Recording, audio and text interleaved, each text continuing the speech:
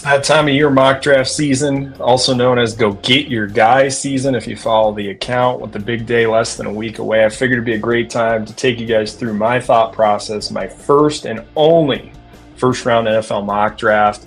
I want to emphasize it will not include trades, and it's focused on my favorite fits for each player, not necessarily what I think they will do, but what I think is probably best for the team and the player. Which players could land in certain destinations that might surprise you? Who could sneak into the first round that nobody's talking about right now? Which players could the media maybe not be as high on as some of the teams are? Plus, which bold move could cause a stir on draft night? Hey, let's get right down into it.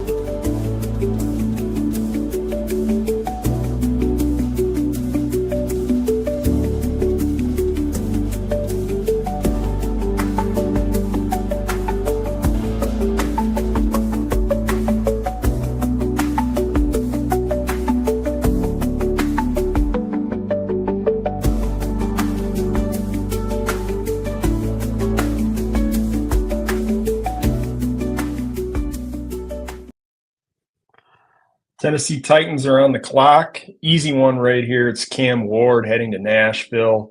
We'll pull it right in here on the PFF draft sim.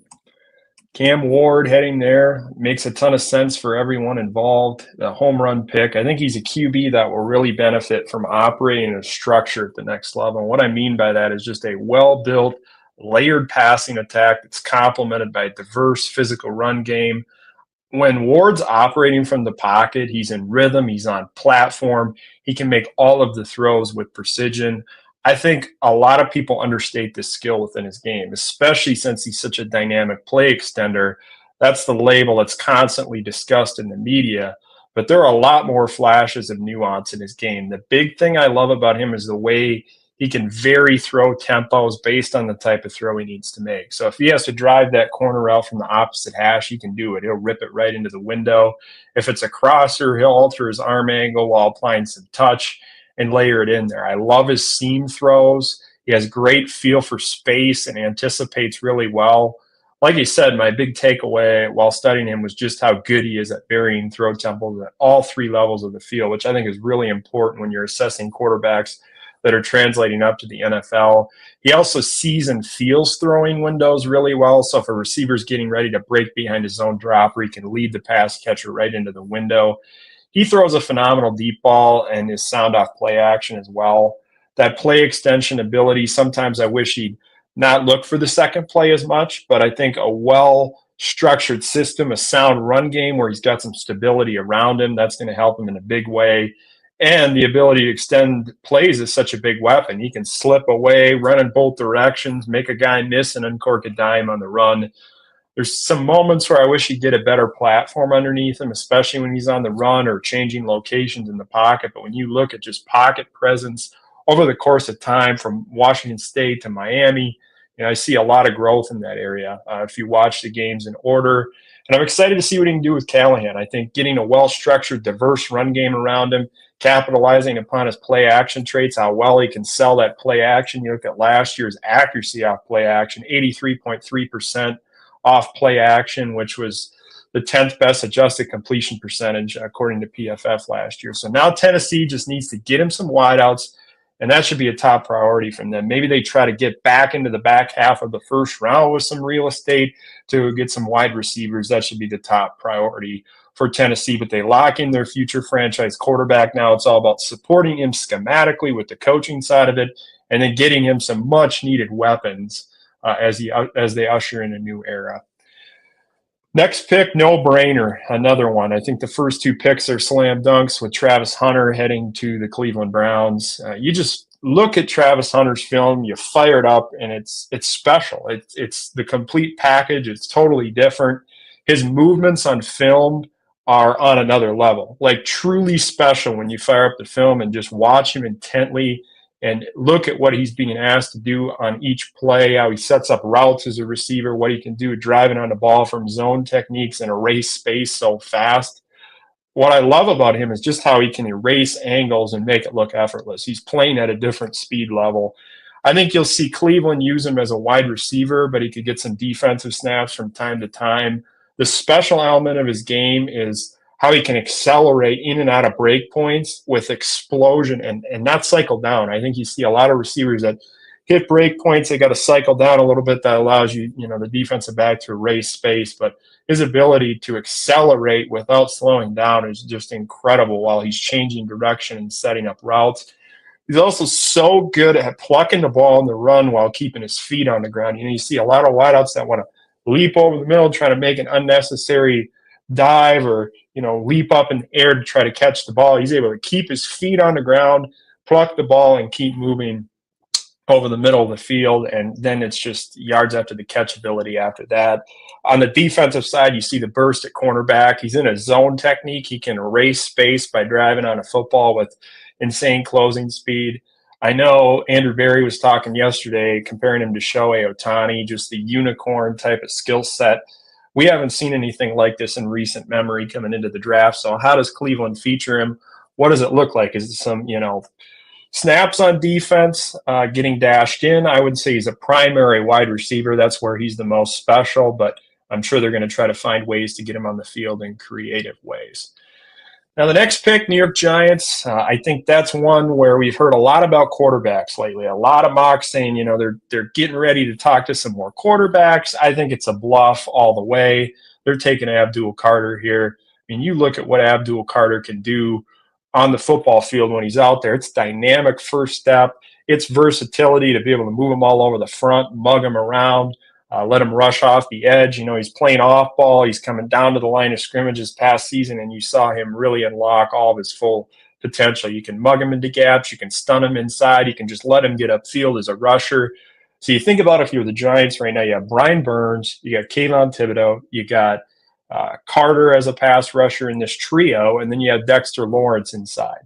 So Shane Bowen, defensive coordinator, he's going to be in the lab coming up with a lot of different ways he can feature all the unique traits that those guys provide. Each of them have a little bit of a different flavor, and their sub packages are going to be truly endless. They're going to be able to come up with a lot of stuff in passing down situations to give offensive lines fit. I think Carter is one of those guys you could just feel the speed missing when he wasn't on the field. When he had to come out of the game for a bit in that CFP matchup versus Boise State, I remember texting with some people in the football community. I'm like, can you just feel his presence when he's not on the football field? Like, he has to be out there. The whole speed of the game changes. You can feel his presence when he's out there, and that's when you're a special talent.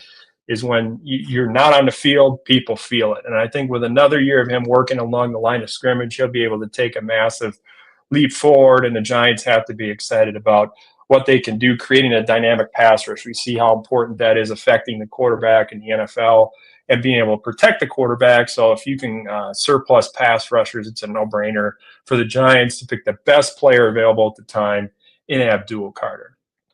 Next up, New England Patriots. Obvious need here is offensive line, and there's just no getting around it. They have to protect the blind side of Drake May. It's just a matter of what direction they want to go here. They're going to stay put at 4. I don't think there'll be a huge, robust trade market throughout this entire draft because I don't see that same level of blue chip talent that we're accustomed to in the top 10. It really falls off fast. There's a lot of really solid players and depth as the draft goes on. I think the sweet spot of this one is going to be right at the top of the second round. About the first 15 picks of the second round, there's going to be a lot of really good players there. I think we'll see a run on pass rushers, defensive tackles, running backs, which you'll see based on this mock. I do feel there'll be a nice surge in running back talent in the second round. Will Campbell's probably the selection here, and that's what we're going with. I want to give you some background on Will Campbell here, some of the strengths and weaknesses of his game when I've watched and studied him. I think he's got great lateral quickness, flexibility to sink his hips and mirror rushers. The one thing that sort of drove me insane watching him is just how he lunges forward too much. And that really was the case when you saw him going up against speed-oriented rushers. They're trying to set up that speed rush and maybe counter inside. He didn't respond super well to those things because he wasn't able to, maintain good balance and footwork. When defenders got inside of him with their hands and activated with lower body power, he sometimes got knocked back and struggled a little bit versus those speed to power type of rushers, along with those inside counters that we talked about. Just the footwork thing, just got to tune that up a little bit. He seems to panic when speed rushers are setting things up on the outside to the threat that they might counter inside. But look at the mobility in the run game. He's excellent in that area. He flashes good physicality. The potential is there, but I'm wanting more seasoning in a top pick. I'm picking this guy in the 4th spot. I want to see a little bit more seasoning. I understand the logic here that, if it doesn't work at the tackle spot, he's a sure thing at guard. It's a safe fallback option. And when you need offensive line talent, it's a premium. Patriots are really, really, really in need of protection for Drake May. One thing I would say that Campbell's really good at is his vision, his positioning on stunts. He handles those really smoothly, communicates well at the appropriate depth. I think he's a guard at the next level because he's kind of a tweener between guard and tackle. I personally wouldn't spend this high of a pick on him, but they might see guard as a solid fallback plan, like I mentioned. Thought they might go Mason Graham here before they sign Milton Williams in free agency. In hindsight, based on the price point, that might have been the right move, but now you have to go O-line here and protect the blind side of your young investment at quarterback. So now here's where the draft gets interesting to me. I don't know what the Jaguars will do. James Gladstone, new GM, big fan of his, excited to see what he does, laying out that Rams blueprint. I feel he's going to be really creative with what he does. They have a ton of draft pick capital. They can go a variety of different directions here. A lot of people are mocking Mason Graham at this spot. Do you pick a defensive tackle here? It's certainly a need, but the draft is loaded at that position. I'm not so certain that they're going to do it right here. It might be a little bit of a smokescreen. All of these leaks of Mason Graham and almost all the mocks picking him. I feel there could be a wild card pick here, and a lot of people might not see this coming. Tight end Tyler Warren out of Penn State. I think he's the guy. His versatility would unlock so many elements of what Liam Cohen and Granny Dinsky want to do offensively. Such a mismatch. He can do so many things from you. You saw, being able to align him from various different spots out wide, in the slot, in line, in the backfield, putting him at wildcat quarterback. I look at Liam Cohen and what he does offensively, what he's looking to do, his past trends, having that versatile unicorn type of tight end, that changes everything for him offensively. So being able to land Tyler Warren, maybe did they look to trade back a few spots? Like I say, I don't think the trade market's going to be super robust. And, there might be some other teams that really, really like Tyler Warren. I mean, the film is just so good. He was an impact player. I think I had him high, voting for the Heisman. I had him very high in the ratings when I was submitting my ballot. I think he was a game changer, a truly unique player just because of that versatility and ability to do so many things for you. Jags could use another wideout, but you can get that solid option later. They have so many picks. And like I say, I can't wait to see what James Gladstone does. I think, if I was an NFL GM, I'd do a lot of things similar to Gladstone. We have a lot of similar philosophies, so I'm excited to see how he puts his stamp on it. So Tyler Warren heading to the Jacksonville Jaguars, which sets the tone for the rest of the draft. Raiders are another team here coming up at 6. What are they going to do? You see a lot of the mocks with Ashton Jeanty from Boise State, running back, going here. I guess, you look at Pete Carroll in the past, wants to be able to run the football, be physical at the line of scrimmage. I see Vegas going in a different direction here. They could go a wide variety of ways. Are they fielding calls to move back? I wouldn't be shocked. Maybe they're going to go defensive back. They want to trade back a little bit and try to get Will Johnson from Michigan.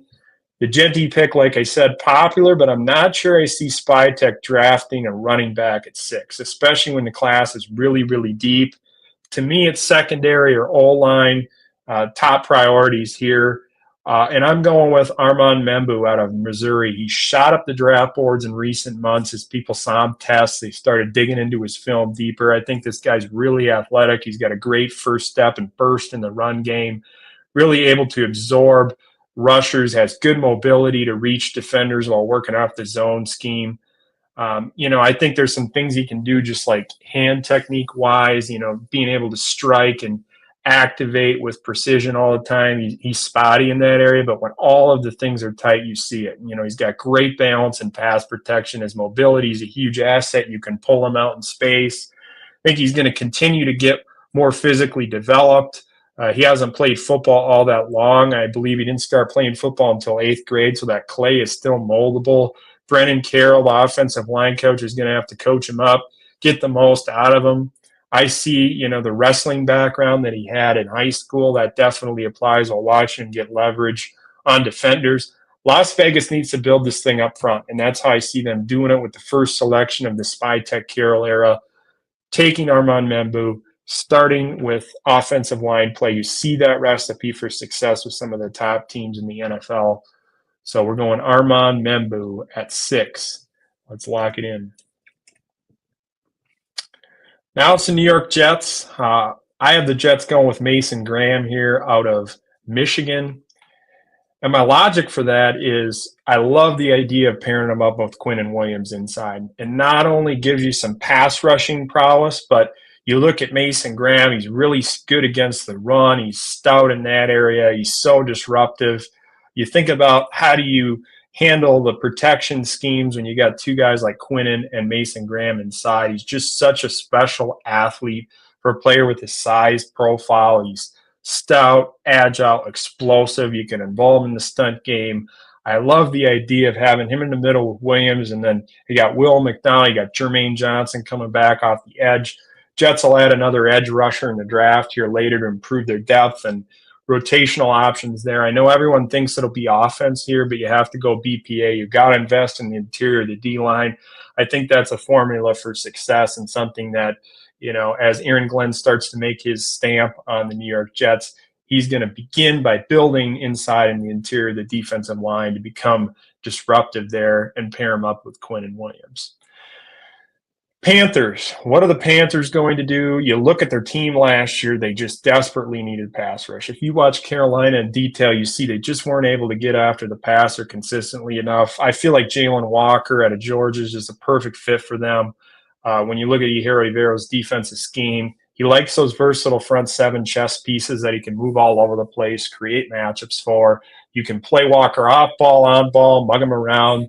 Panthers really struggled getting after the quarterback. They just desperately need some versatility, some juice in their front seven.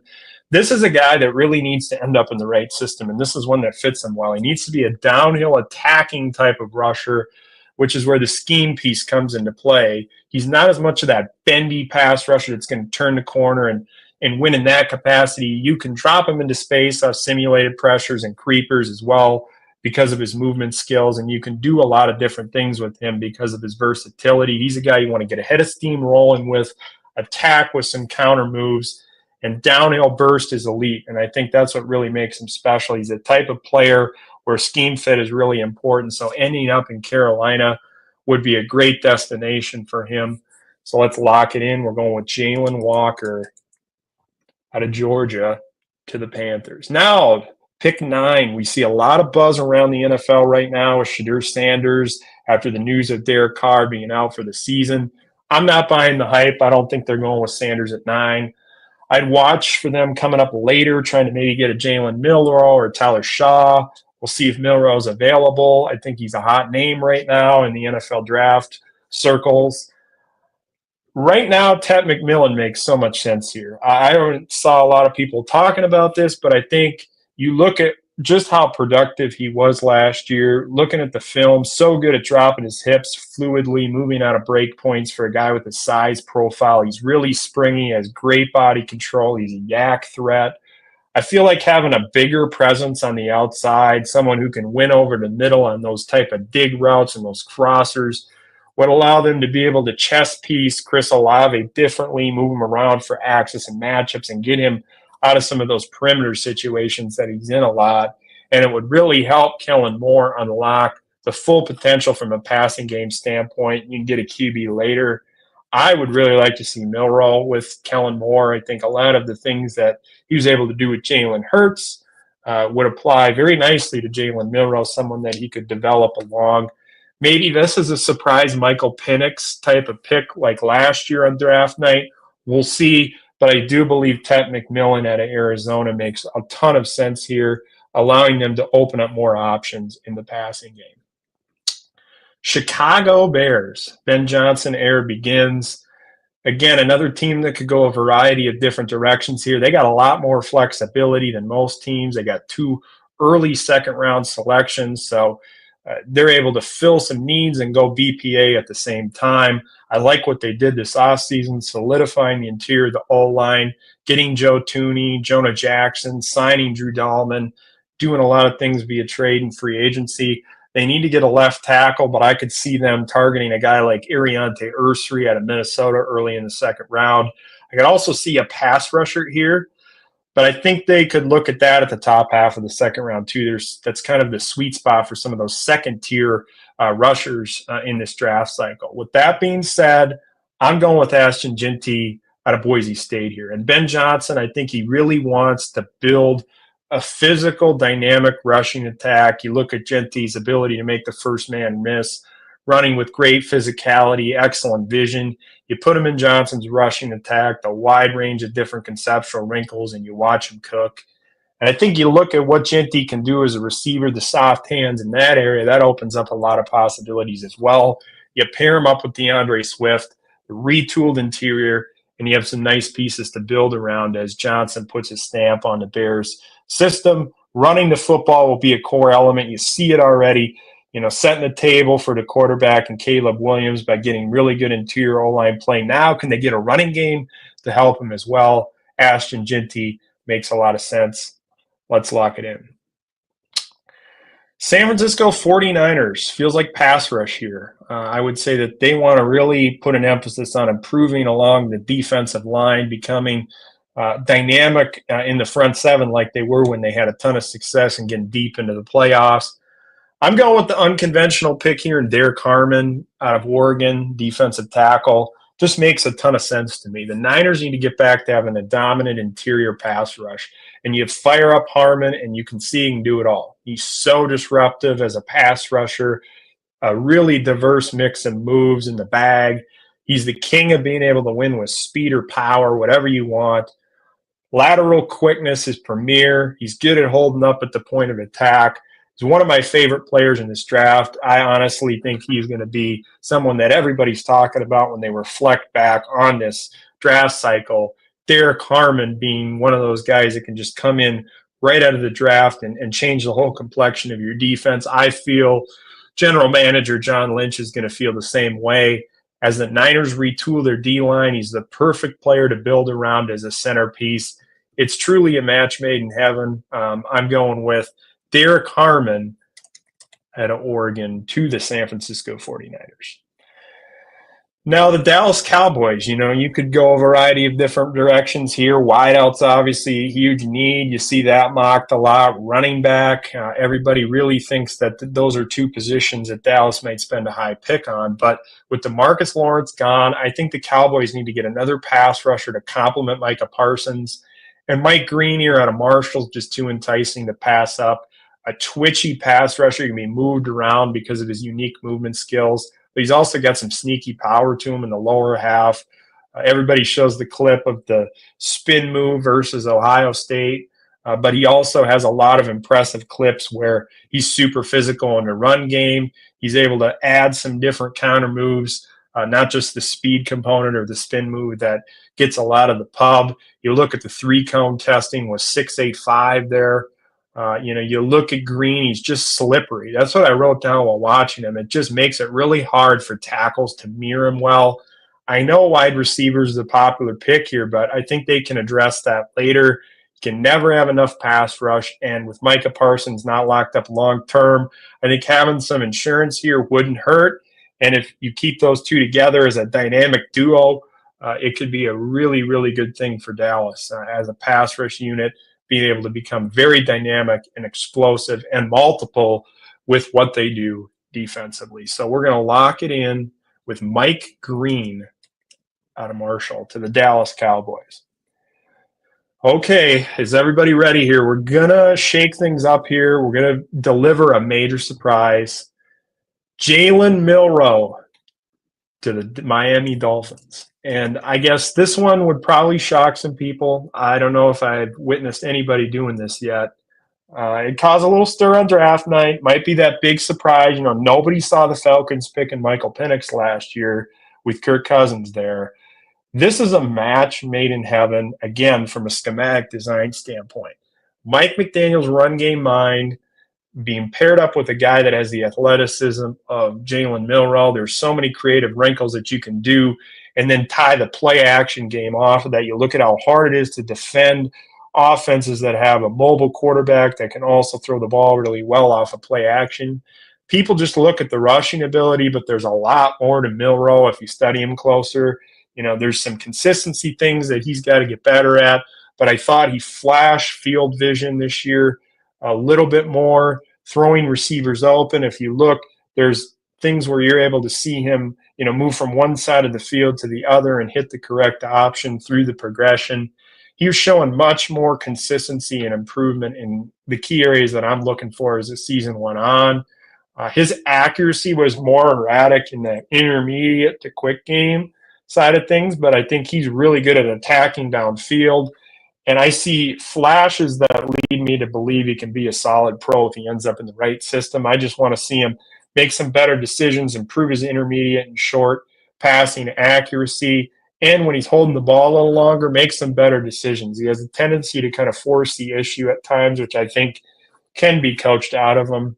McDaniel's run game mind, play action designs, pairing that up with what Milroe does athletically. He's super smart and mature. Got to spend some time with him down in Las Vegas this winter and came away super impressed. He gave a really great speech at the College Football Hall of Fame regarding the Campbell Trophy. Just seeing how his whole makeup and what he's all about and his professional approach, and watching the film progression over the course of his career. Could he be that ascending player that could surprisingly develop?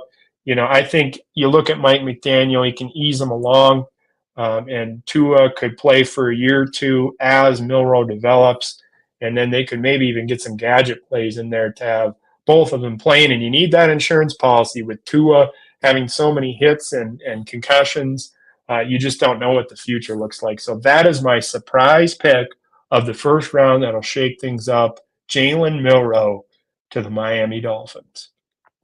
Indianapolis Colts. Interesting here. I believe they're going to start retooling this offensive line. And if Josh Simmons out of Ohio State checks out medically, I think he might be the pick here. Immediate stud if the long-term prognosis is good. Simmons might be the guy that goes much higher than people think because his film is so good before the injury. Someone like the Bears might fall in love with him. Do they look to move back and take him a little bit later in the first round? 49ers wouldn't surprise me either, but in this scenario, I'm going with Indy. You look at how really good his hands are. He just jars defenders when he gets his hands on him. He's able to absorb rushers and anchor down. He's a smooth mover. Everything he does just looks effortless. He's able to really do a good job of getting out in front of screens with these. He works well in space. Great mobility when tasked with pulling. There's a lot of things he was asked to do with Chip Kelly's scheme. Being able to showcase the mobility that he has. I think he's a natural left tackle, but maybe a team would explore playing him at guard short term and then kicking him back outside. This is a deal where the medicals are good. The film is great. He's a solid player, played against premier competition, battle-tested, and well-coached. The Colts need to continue to think about investing in their offensive line kind of as they go in transition period here. They got Ryan Kelly leaving. They have Will Fries leaving in free agency. I also think they need to think about the tackle and guard spots moving forward here as they kind of usher their way into a new landscape along the offensive line. So we will be going with Josh Simmons out of Ohio State. Atlanta's interesting to me. They may consider pass rush here, but I think they can wait on it. Secondary is another need, and it just so happens that this is a best player available situation as well. Atlanta needs a lockdown corner opposite of A.J. Terrell. Will Johnson checks that box for me. He has great decel, and he can drive on the ball. He might not have that premier twitchy straight line speed. Everybody's concerned about the testing, but he has great change of direction when you watch the film and see him really showcase what he can do from a variety of different coverage types working within a multiple defensive scheme with Wink Martindale. I think you'll see more man coverage from new Atlanta defensive coordinator Jeff Ulbrich.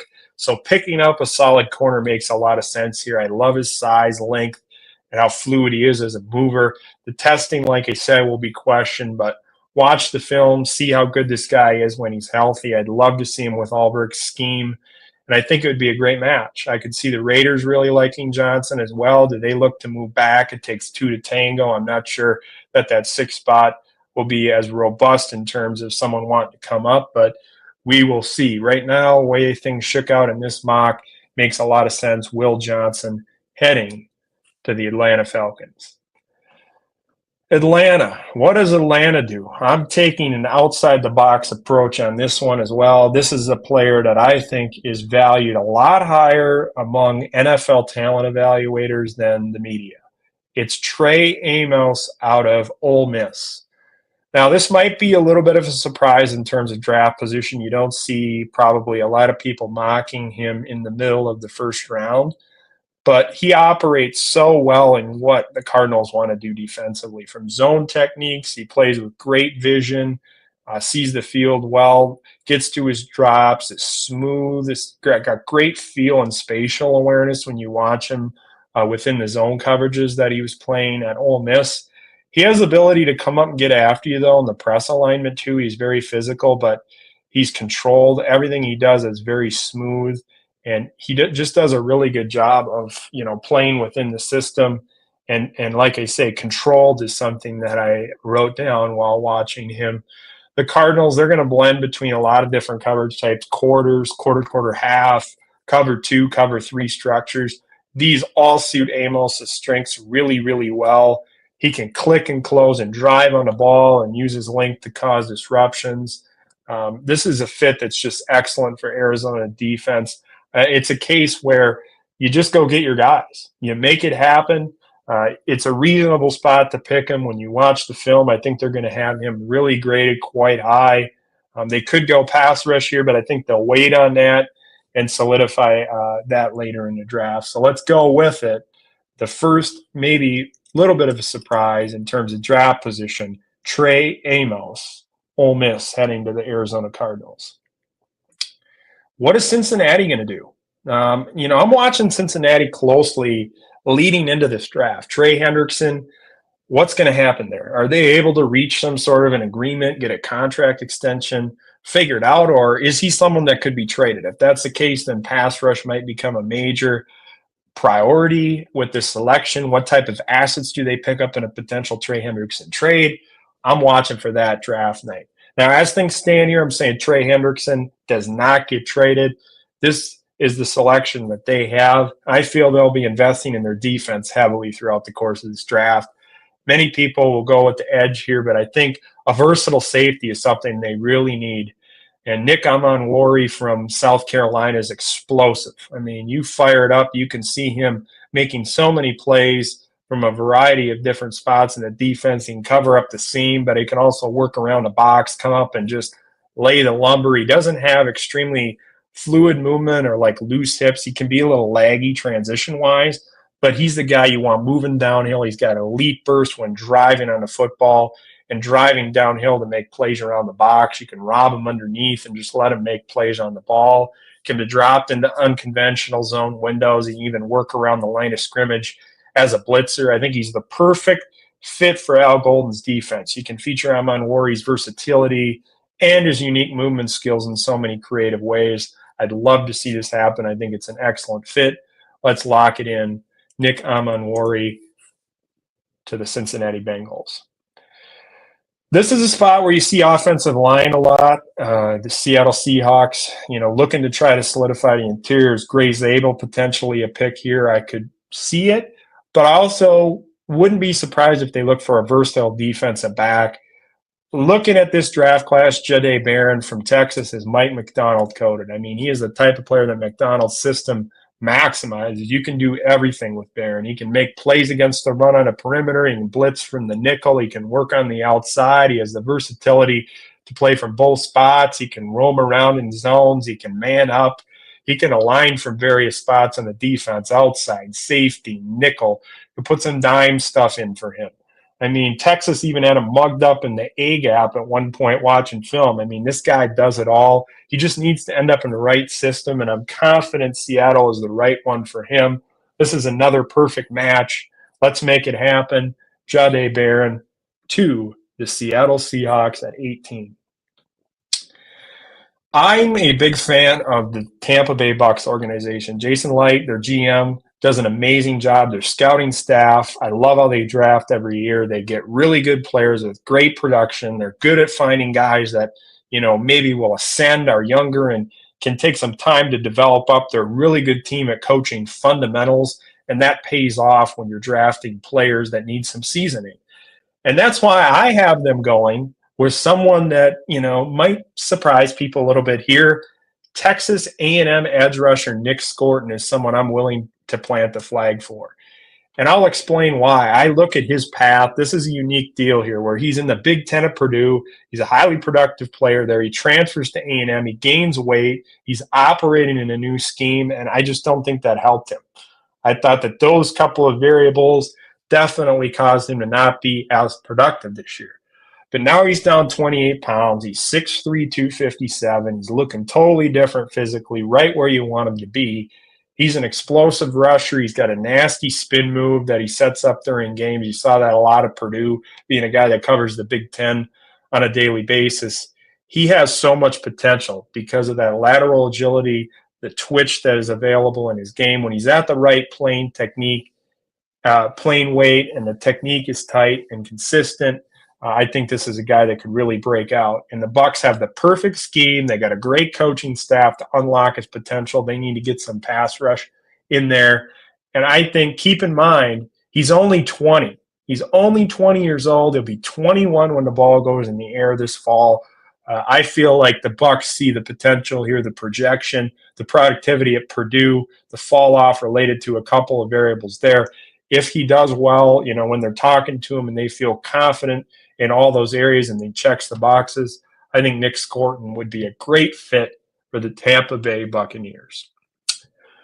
All right, Denver Broncos, George Paton, my guy, former Vikings assistant GM, teaming up with Sean Payton. They've got that team trending in the right direction. You saw the growth they were able to make last year. I know everyone in the world is mocking running backs here, whether that's a Marion Hampton, Travion Henderson, you even saw some Quinshon Judkins.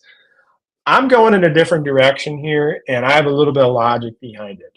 3 of the Broncos' top 4 defensive linemen, John Franklin Myers, Malcolm Roach, and Zach Allen, are all entering the final year of their contract. It's time to start thinking about the future, and I want to add another impact player into the mix here that can get rotational reps, come in and make an impact right away, and season up, get ready for a larger role as time goes on. We saw with the Eagles, interior D-line play can be an X factor. So I'm going with the outside-the-box pick here, a guy that tested extremely well, and I love his film, South Carolina defensive tackle TJ Sanders. This guy has some of the best hands of any of the interior D linemen in the draft. That's one thing somebody that I have a lot of respect for taught me early on in evaluating players. You got to look at the hands of defensive tackles. Can they pop and shock and get off blocks? If they don't have that trait, it's probably not going to translate well at any level, whether that's the college and the P5 level or into the NFL. And that's the core hallmark trait that TJ Sanders has. Just pause that will shock. He's also very twitchy, explosive. He's got a dynamic first step. I also love the balance that he plays with. He's really good at maintaining balance. When he gets up to the top of the rush, he has good bend to be able to really turn the corner and finish rushes. His alignment versatility is perfect for Vance Joseph's scheme. He's another player that I feel is being undervalued. He'll be a late first-round selection, in my opinion. If I was in a general manager chair, he is someone that I would definitely be pounding on the table for. I love the fit. George Paton, go get TJ Sanders. Make this happen. I want to see it. Want to see you guys with him in your defensive system. It is just an outstanding pick and also visionary in terms of what you got going on contractually coming into the future here at the defensive line position. All right, let's lock that in here. Got to get it up. Got to get it up. Sorry, we're lagging here. Okay, got it. Pittsburgh Steelers. Now, Shedeur Sanders. We said, there's a lot of buzz here of him potentially going to the New Orleans Saints at number 9. I'm not buying it. I actually think Shedeur Sanders ends up right at this spot. Perfect fit with Pittsburgh. You get him in Arthur Smith's scheme where play action, move in the pocket are really important. They'll build everything around the run game. They'll put Shedeur in favorable situations to work from structure. This guy just needs some stability in his life. I mean, he's sacked 90 times in 2 years at Colorado per PFF. Of course, some of that's on him, but I look at that O-line and I believe it put him in some unfavorable positions quite frequently as well, just trying to press and make too many plays. But like when he's in structure and things are blocked up tight, he's able to, be accurate and make plays at all 3 levels of the field. Shedeur is a guy I want operating in rhythm from a solid platform. I don't want him running around and trying to make things happen all the time. You just look at his adjusted completion percentage off play action last year, 86.7%. That's a recipe for success in an Arthur Smith system that features play action at a high clip. You look at Justin Fields last year, his 5th highest rating in terms of 31.5% play action rate in the NFL last year. I think Tomlin's a perfect type of head coach for Shedeur as well to manage him and get him in the right mental space and, get him to the point where he's able to lead the team and do the things that he needs to do to be the main voice of the team. That's what you need, a guy at quarterback that everyone can gravitate toward, and that's what Shedeur Sanders could become if he ends up in Pittsburgh. I think it's a great fit for everyone involved, and that's where I see him heading. So let's lock it in. Shedeur Sanders to the Pittsburgh Steelers. Now let's look at the Los Angeles Chargers here. Maxwell Hairston, defensive back, makes a lot of sense here. I know people will say Emeka Egbuka from the Ohio State Buckeyes as a potential option here, needing to get another wide receiver. But I look at their defensive backfield. I'd like to see them get another corner. And I think, you look at their coverage mix under Jesse Minter, it's very diverse. You'll see everything from cover 3 to cover 6 to cover 2. You'll see them use some like Tampa 2 invert style coverage. They got everybody at the line and they're popping out.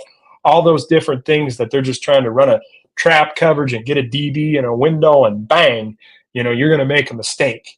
And Hairston's an awesome zone scheme corner. He's got great transition quickness. He can excel and decel at a really high level and click and close on the ball. He's got some physicality to him. He's battled through injuries, but when he's been on the field, I really love his presence. He pops on film. He just moves different. His physicality shows up, and he'll shine in the NFL. We're working off a lot of those zone techniques, the exotics that Jesse Minter wants to do defensively in the Chargers. It just makes a lot of sense. There's another small nugget here. Steve Klingscale, the Chargers defensive back coach, actually recruited Hairston at Kentucky.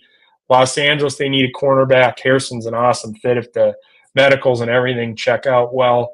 I've got Maxwell Hairston going at 22 to the Los Angeles Chargers. Green Bay Packers. Everybody in Packer country, the draft is at Lambeau this year in Green Bay. They're going to want a wide receiver here. You're going to hear everybody talking about Emeka Egbuka. Make it happen. They need another dynamic one wide out. In my opinion, you watch Green Bay, electric pass rush is what they need. And I see, a lot of potential options here. A lot of people have been mocking Walter Nolan, interior defensive lineman. I don't see that being the best fit. I think they need a bendy, disruptive, productive pass rusher more than anything else heading into this next season. I'm going with Donovan Ezeraku from Boston College. He's the guy for me. He has excellent skill and flexibility at the top of rushes. He's that guy that can really dip at a 90, flip his hips at a 90-degree angle at the top of rushes. His flexibility is his premier trait. He's also got really good lateral agility. You can loop him in off stunts and feature him in different ways. In that area, you look at the testing, the lateral agility component is showing up in that as well. You ran a sub-7, 3-cone coming in at 6.94. Ezaraku played for Jeff Hafley at Boston College. He's Green Bay's defensive coordinator, so there's a prior relationship here. He knows all the strengths and weaknesses, how Donovan can be deployed within the type of scheme that he wants to run. Green Bay fans are going to want a wide receiver here, but trust me, this is the pick you want them to make. He's one of the most productive and talented pass rushers in this draft. Donovan Ezaraku to the Green Bay Packers. Now, a lot of people are going to be tuning in for the Vikings portion here, if I know my audience really well. 24th pick. I know a lot of people think the Vikings might trade back here, but it takes two to tango. I don't think you're going to see a lot of trade-ups, especially considering this draft is really the sweet spot is at the beginning of the second round. And defense, I feel there's a lot of depth at the edge and defensive tackle spots. I think you see some fall off at cornerback after the beginning of the draft. You look at offensively, running back is stacked. There's some things that Minnesota can do to improve their roster as the draft goes on. I think maybe they'd like to trade out of this selection and try to get some more picks since they only have 4.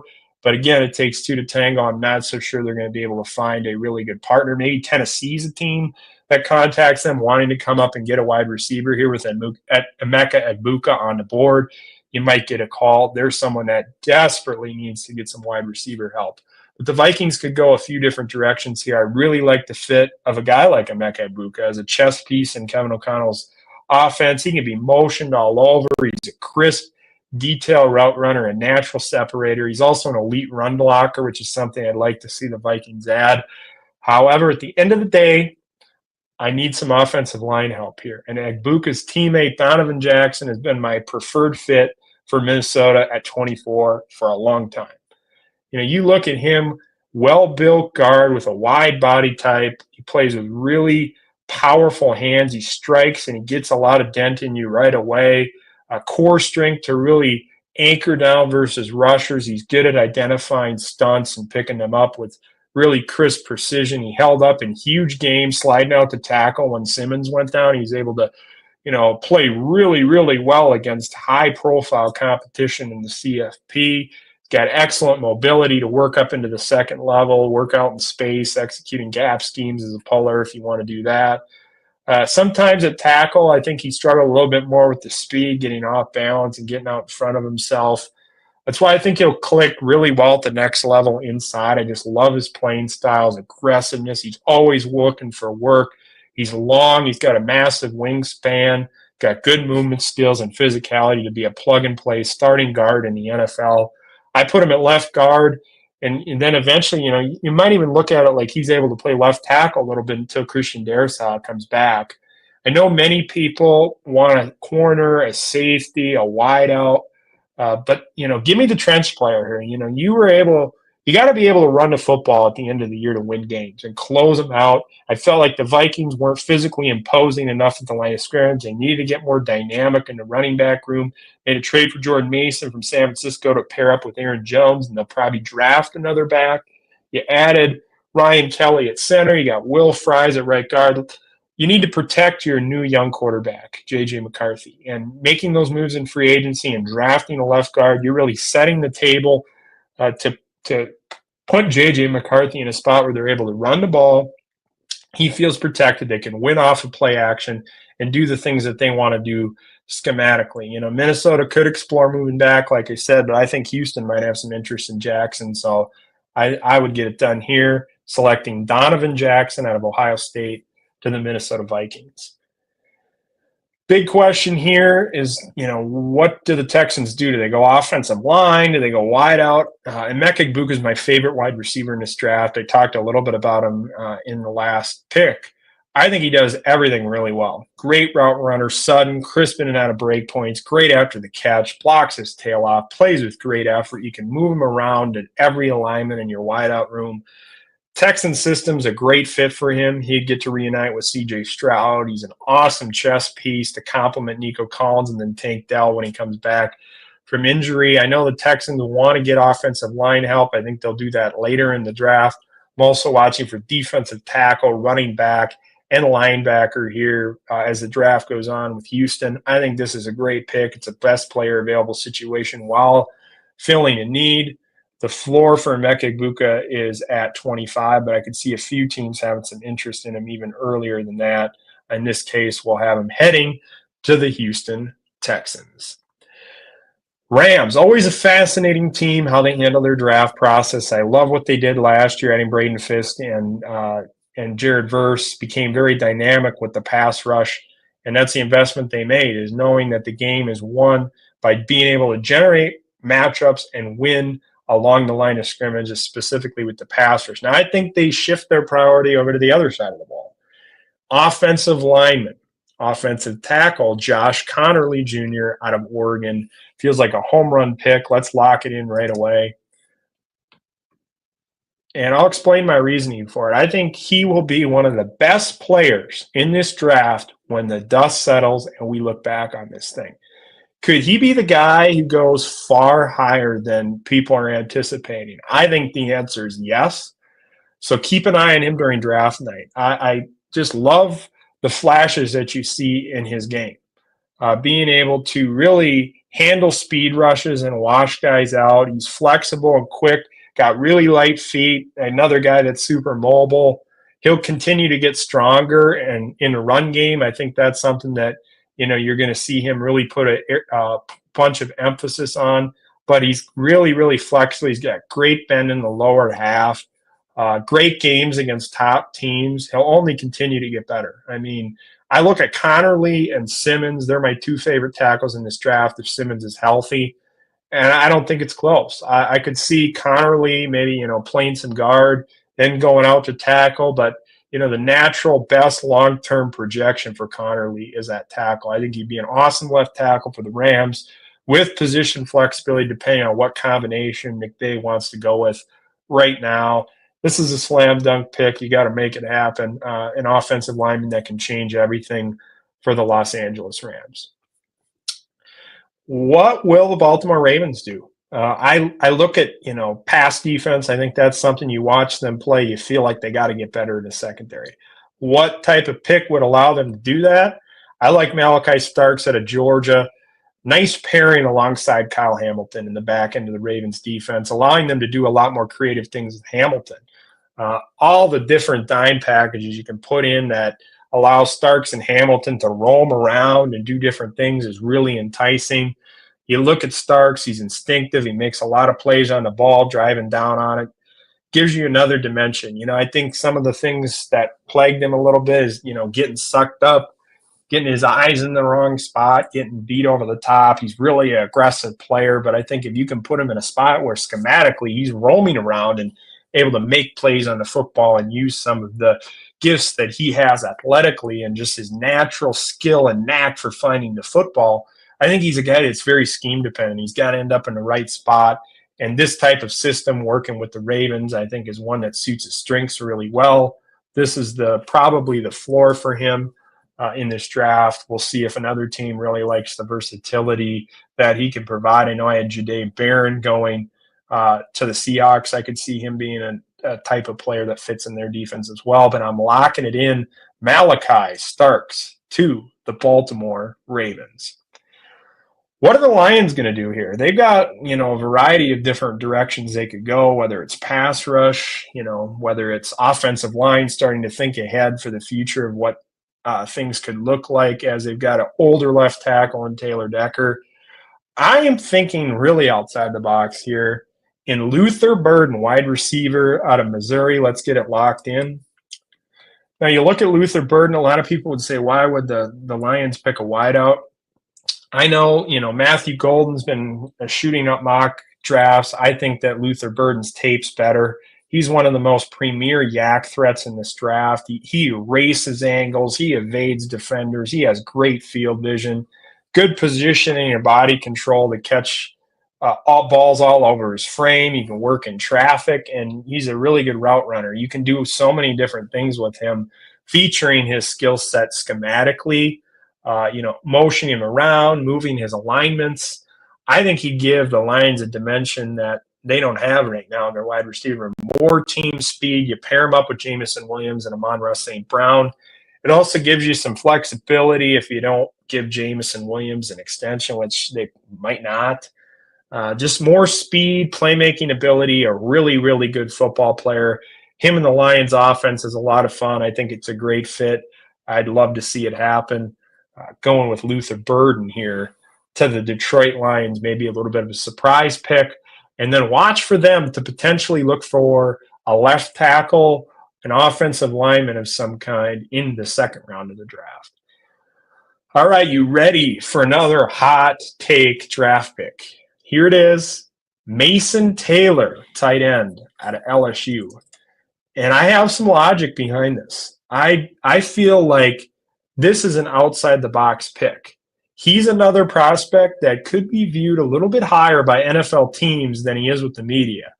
What I love watching him is he just moves so well for a guy with his size profile. He runs crisp routes. He's skilled at moving in and out of break points. He's really impressive catching the football. He's got great hands.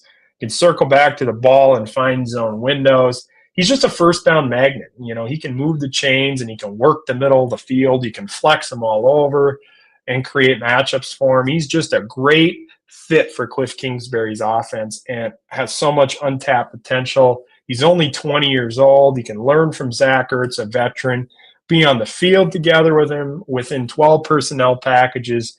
He has the developmental potential to become a versatile every down tight end in this league, a future starter for them, and a game changer right away, giving them another playmaking weapon to complement what they already have in their wide receiver room, you know, getting Deebo Samuel, having scary Terry McLaurin. Just a lot of potential here in his game. Taylor played with Jaden Daniels, so, you know, he gets to reunite with him again. All the worlds collide. It might be a little bit surprising. I think people would say maybe pick him in the second round, but there could be some teams that are way, way higher on Mason Taylor than anyone is even anticipating right now. So we're locking in Mason Taylor to the Commanders at pick number 29. Only a few picks left. Pick number 30, the Buffalo Bills. This is a situation where I think they're going best player available here, and they're landing a player that gives them versatility along the defensive line and Walter Nolan out of Ole Miss. I look at Walter Nolan. He's a guy you can move around to different shades. You can get him matchups. He's so quick. He's got a great first step. He's explosive mismatch type of guy. He's the dude in your scheme where you say, I want to get this guy matched up on the worst interior player on my opponent's offensive line. He's really gifted at the top of rushes. If you watch him being able to kind of turn the corner, gets up to the top of the rush, he's able to kind of turn and flip his hips and make a play, finish the rush. I just wish he was a little bit more frequent and sustained with strain against the run. I think this is something he can unlock with coaching. The effort's there. He just needs to tighten up pad level at times and finish with authority and pop in the run game. You went up front in the NFL, and the Bills, they're willing to invest a high draft pick in a defensive tackle that's got a lot of versatility, giving them a skill set that they can do a lot of different things with in the front. Walter Nolan tested extremely well. We all know his pedigree as a college player, how talented he is. This is one where you're taking best player available while also giving yourself a talented player that is able to fit into your defense quite well.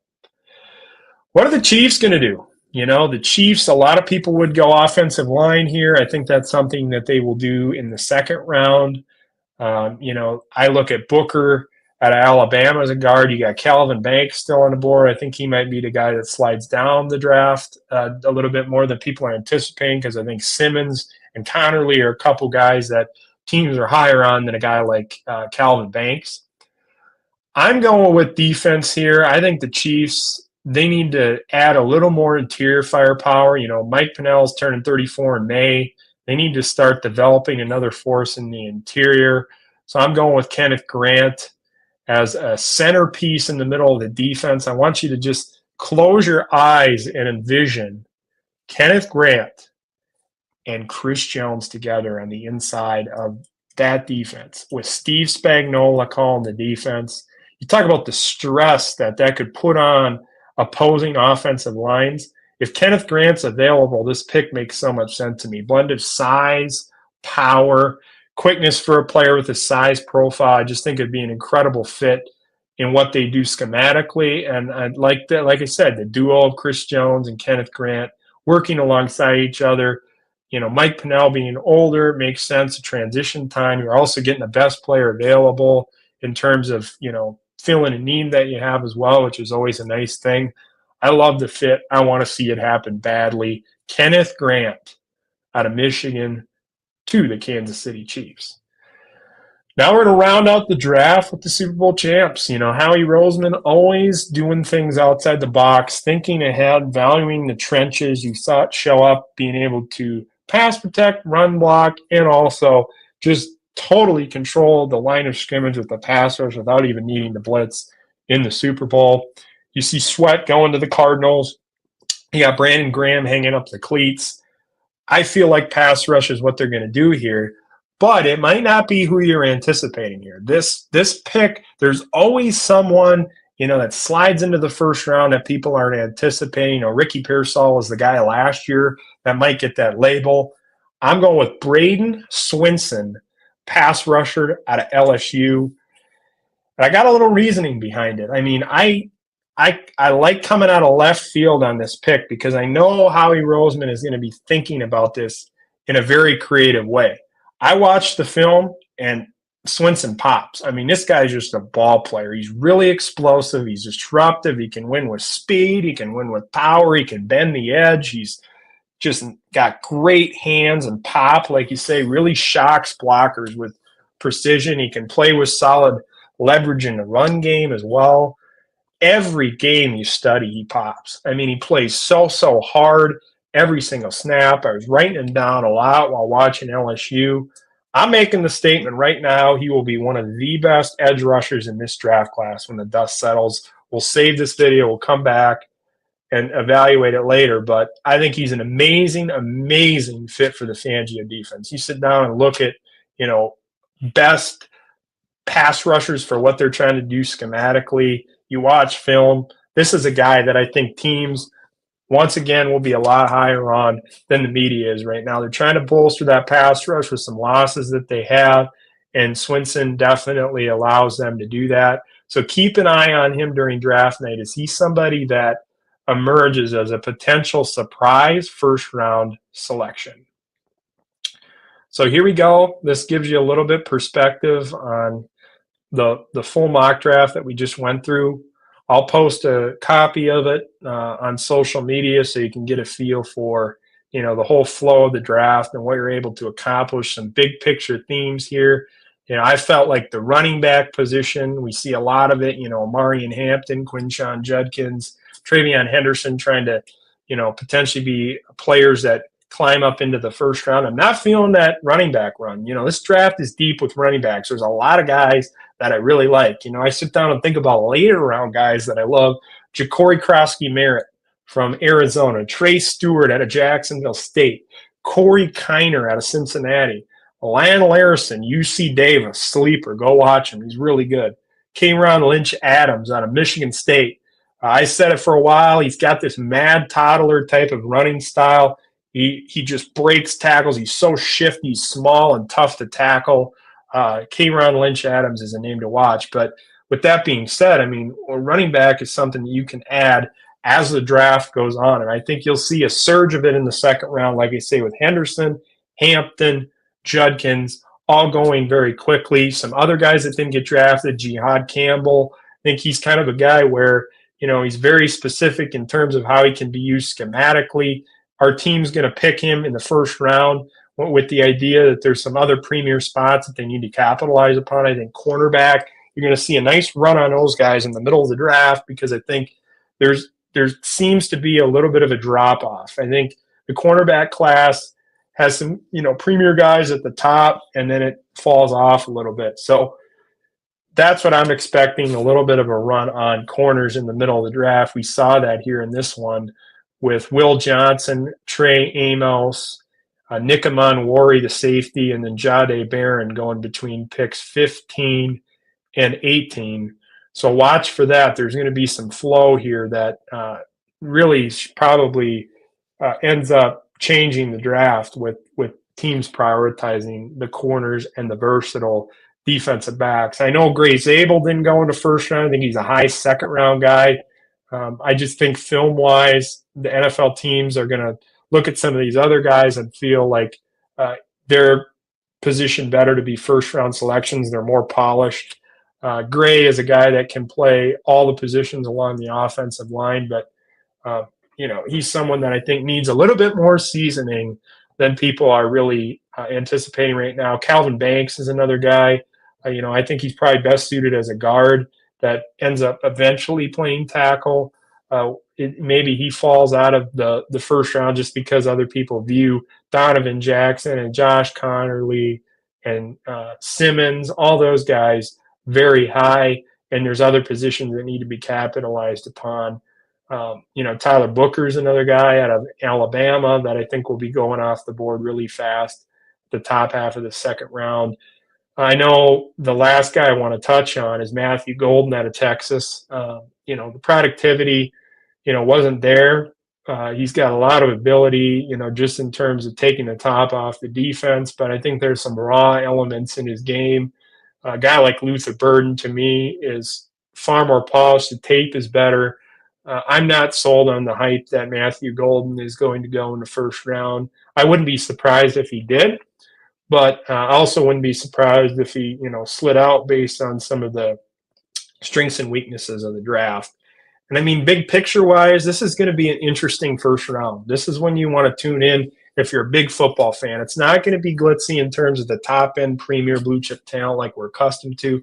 There are a lot of really good players that can help your team if you're able to draft and evaluate well. You want to have a lot of swings in this draft. Look at a team like Jacksonville. They got a ton of draft picks. I'm fascinated to see what they do with Gladstone. Teams like that have a lot of darts to throw, they're the ones that are going to benefit from this draft, that can evaluate talent, add some depth, especially on the defensive side of the ball.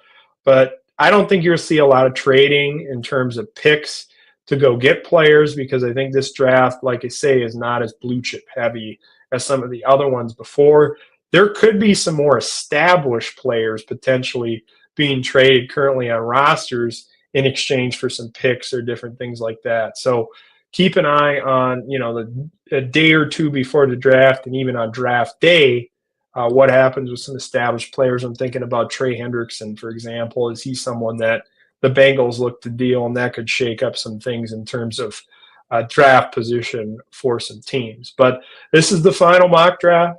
No trades, straight up. Some of my favorite fits. Couple surprises in here. Jalen Milroe going to 13 to the Dolphins. Mason Taylor at the end of the first round. Braden Swinson to Philly. All guys that I could see teams being a little bit higher on than the consensus in the media right now. But we're almost there. The speculation's done. We can finally see some of the draft strategy play out and determine, which teams are able to help their squads the most and do the best job evaluating. This is a draft, like I say, where talent evaluation, ability to pick out the best players and watch film is going to be really critical, because there are a lot of really, really solid players that can help your team.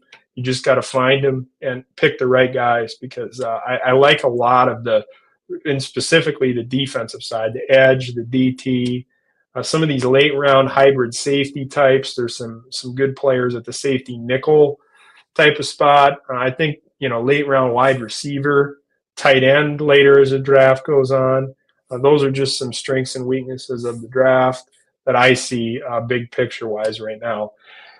So thanks for tuning in. Appreciate the support. If you're willing, head on over to gophersguru.com. Support the website. $5 a month gets you access to all the premium content.